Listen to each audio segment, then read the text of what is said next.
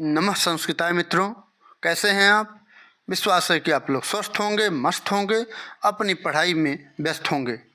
आज हम लोग निःशतकम नामक ग्रंथ के श्लोक नंबर 5 का अध्ययन करेंगे। श्लोक नंबर 5 का इस वीडियो में हम लोग अध्ययन करने वाले हैं।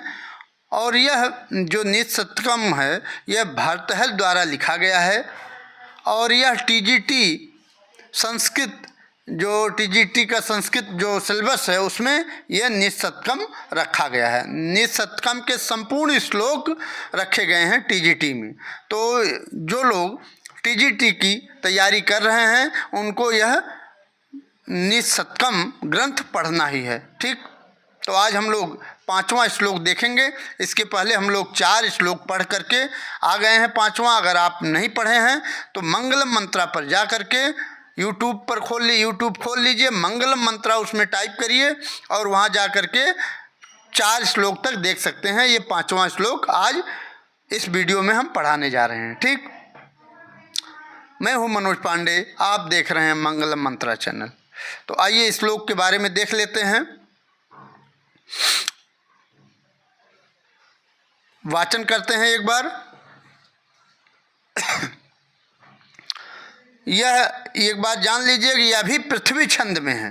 किस में है, किस छंद में है? यह भी पृथ्वी छंद में है और इसमें प्रत्येक 8 अक्षरों पर यत् होती है। 8 अक्षरों पर यत् होती है और प्रत्येक 8 और 9 पर यत् होती है। इस पर देखिए लभेत सिक्तासु और तैलम और अपयत्नतः पीड़यन। तो अभी हम पढ़ते जाएंगे, उसको देखते जाइएगा आप। ठीक, तो आइए देखते हैं। लभेत सिक्तासु तैलम अपयत्नतः पीड़यन पिबेच मिगतिसृणिकासु सलिलं पिपासार्दितः कदाचिदपि पर्यटन् सस विषाणमासादयेत् न तु प्रतिनिवेष्ट मूर्खजन चेत्तमाराधयेत् न तु प्रतिनिवेष्ट मूर्खजन चेत्तम आराधयेत्। यहाँ मित्रों यहाँ 6 हो गया है, ये सस है, ये बड़ा वाला सा है, यहाँ मिसप्रिंट हुआ है, थोड़ा टाइप में समस्या हो गई, यहाँ सस बना लीजिए। ठीक, तो आइए अर्थ देखते हैं इसके।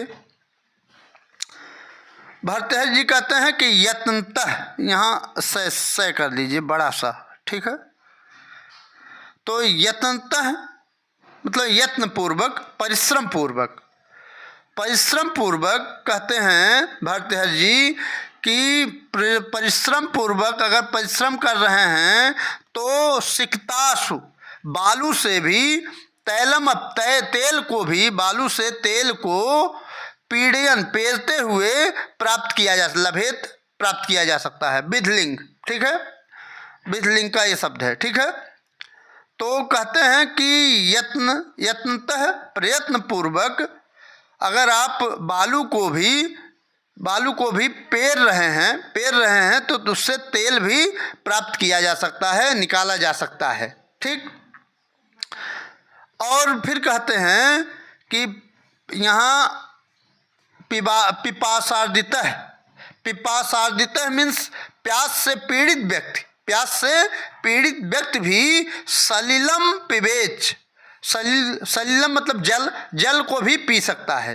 जो पिपासार्दित है अर्थात प्यास से पीड़ित व्यक्ति भी, व्याकुल व्यक्ति भी पानी को, जल को पी सकता है। वह जल कैसा? मृग तृष्णा का जल। कैसा? मृग तृष्णा का जल।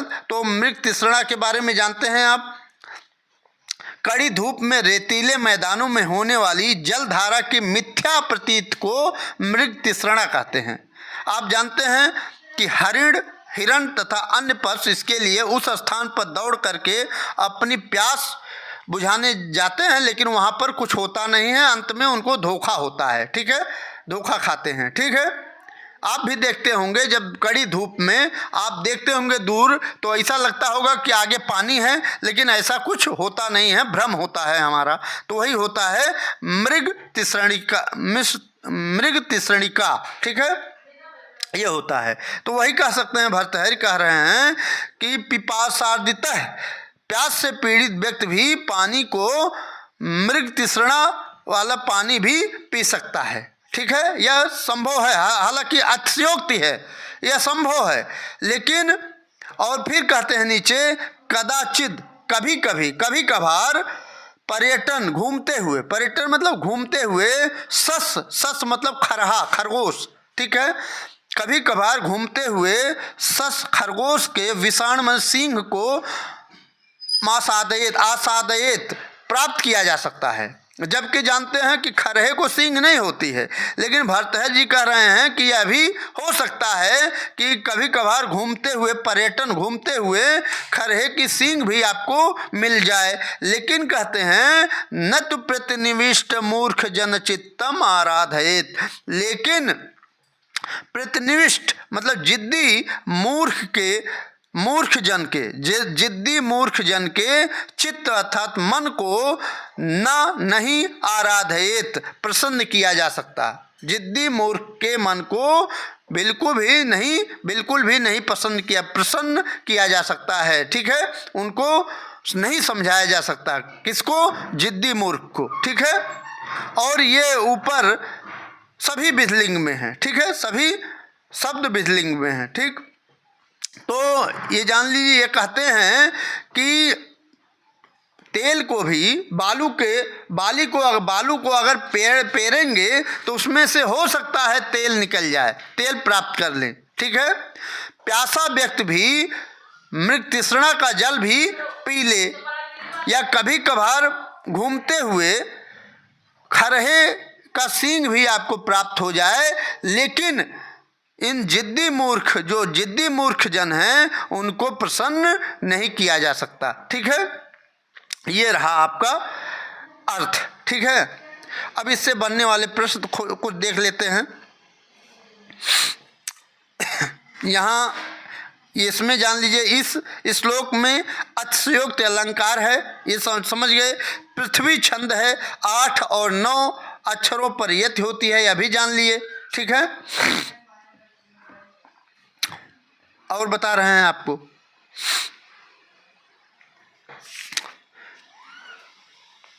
पीडयन यहाँ है ना, पीडयन पेरता हुआ, पीडयन मतलब पेरता हुआ। पीड सत्र प्रत्यय है, इसमें पूछ सकता है पीडयन में कौन सा प्रत्यय है, तो पीडयन में सत्र प्रत्यय है। ठीक है, कौन सा प्रत्यय है? सत्र प्रत्यय। अर्दितः है, इसमें अर्दितः में कौन सा प्रत्यय है? अर्दितः में आपका तय प्रत्यय है ना, अर्दितः में तय प्रत्यय है। ठीक, फिर पिपासार्दितः में कौन सी संधि है? तो पिपासा धन अर्दितः, पिपासा धन अर्दितः, तो पिपासार्दितः हो जाएगा, तो दीर्घ संधि हो जाएगा। पिपासा आ प्लस ए बराबर आ हो जाएगा, तो अका सवर्ण दीर्घ से दीर्घ संधि हो जाएगी। ठीक, ये जान लीजिए। सिकता मतलब सिकता यहाँ है, सिकता मतलब बालू होता है। सस मतलब खरगोश होता है, सस मतलब खरगोश होता है। ठीक, विषाण मतलब सिंह होता है। आसादयत मतलब प्राप्त करना। कदाचित कभी कभार, अप मतलब भी। ठीक है, पर्यटन मतलब घूमते हुए। ठीक है, पीवेच मतलब पी सकता है। सलिलम मतलब जल, द्वितीयांत है, द्वितीयांत पद। लभेद विधलिंग है। ठीक है, और आप ये जान लीजिए, यत्नतः प्रयत्न पूर्वक। ठीक है, फिर पिपासया अर्दितः, पिपासया अर्दितः है, यहाँ इसमें हो सकता है पूछ ले कौन सा समास है, तो तृतीया समास है, तृतीया तत्पुरुष समास, तृतीया तत्पुरुष समास है। ठीक है, पिपासया अर्दितः बराबर पिपासार्दितः। ठीक, तत्पुरुष समास।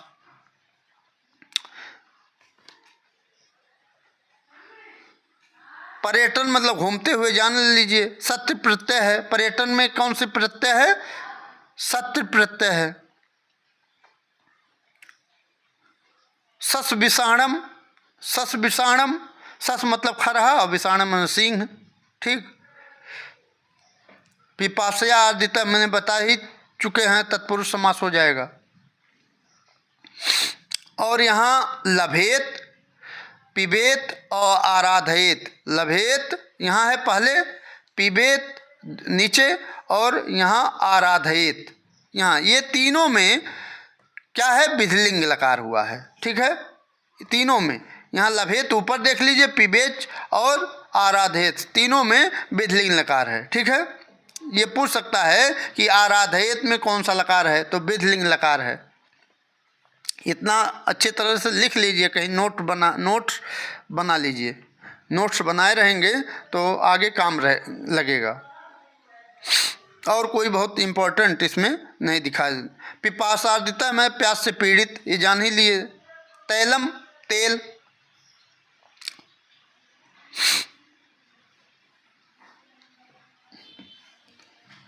वही यहाँ भी है। परिश्रम पूर्वक बालू को पेरता पेरता कोई तेल निकाल ले, प्यास से व्याकुल कोई मृग तृष्णा का जल भी पी ले, कभी कभार घूमते हुए खरहे का सींग प्राप्त कर ले, लेकिन जिद्दी मूर्ख जन के मन को कोई भी प्रसन्न नहीं कर सकता, ठीक है।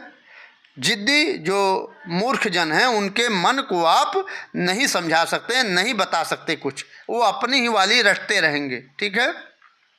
तो यही भर्तृहरि ने बताया। आज इस वीडियो में इतना ही। अगली वीडियो में मैं छठा श्लोक लेकर के आपके समक्ष उपस्थित होंगे।